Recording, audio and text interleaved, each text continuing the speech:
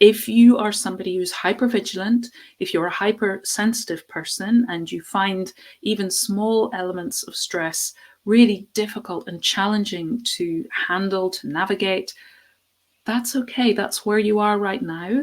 Acknowledge that, appreciate that, but also be compassionate and know there'll be a reason why you are so sensitive. And it's not a judgment on you, it's not a bad thing, it just is. But when we know that that's the case, we can start to explore, get curious. Why am I so sensitive to stress? Why does my body react to stress on such an extreme level, whereas the person next to me barely even seems to notice it? This was me when I had ME. And if you have a label of some form of chronic disease like ME, chronic fatigue, long COVID, fibromyalgia, any of these things, you might have been told you're just going to have to learn how to manage your symptoms. You also, somebody that I was speaking with quite recently, she said she'd gone to one of the top clinics apparently for chronic fatigue in the country. And they said to her, you have a limited amount of energy. And it's like, I think she described it as 5 teaspoons of energy per day. And that's what you have to learn how to manage. Can you imagine being told that's all the energy you have, 5 teaspoons per day? And you have to be very careful how you use and allocate those teaspoons, because if you just use them all up at once, that's it. That's all you've got. And if you overuse your teaspoons, you're borrowing from the next day. So the next day you'll only have 2 or whatever. And I know that was how I felt when I had ME. It felt like if I did something, if I felt okay one day and I decided, right, today I'm going to do something, I'm going to go for a walk or I'm going to do some activity, then the next day I felt I really paid for it. I felt exhausted, I felt achy, my brain fog was worse. So for me, it's about getting curious. Why did my body respond to the slightest activity, the slightest stress in that way? Why did I feel I had such a small, limited amount of energy? What could I do to change that, to reframe that?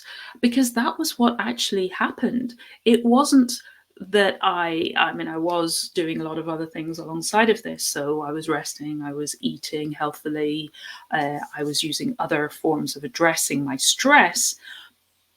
So it was really the addressing the stress and the giving myself the permission and the space and the time to rest, rather than the focusing on the fear of, I've only got 5 teaspoons of energy, I have to manage that, what am I going to do if that's not enough, or if I inadvertently use some of tomorrow's teaspoons and then I'm left with nothing, or a reduced amount, even further reduced amount tomorrow, because that was living out of fear. And it was me changing my perception of all of that and addressing my stress and taking the time to rest. So yes, it was a lot of different aspects that all came together and fitted together. And actually, I wasn't even conscious that I was doing it at the time. And you can read more about that in my book as well. But looking back on it now, I can see the different elements of what naturally I was bringing in. So trust your body, listen to your body, do what you can not to be living from that place of fear, but living from that place of, okay, I'm listening to my body. It's telling me I need to rest today. So today I'm going to rest. It's telling me that I can do a certain amount today. So today I will rejoice and enjoy gently what I can do as I build my strength. Not that fearful, I can't spend too many teaspoons because I won't have any left. But that, right, I'm going to relax and I'm going to enjoy and I'm going to celebrate the fact that today I can do a little bit more.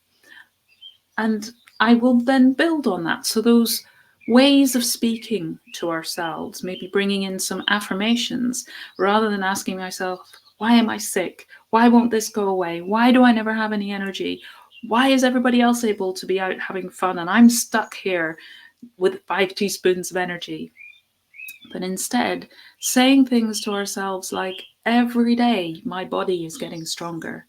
Every day my body is being nourished and nurtured. It's getting healthier. It's getting stronger. It's processing so many things for me. It's doing such a wonderful job of helping me to survive. Changing our perception. It may seem like a small and overly simple thing to do, but it actually has a huge impact.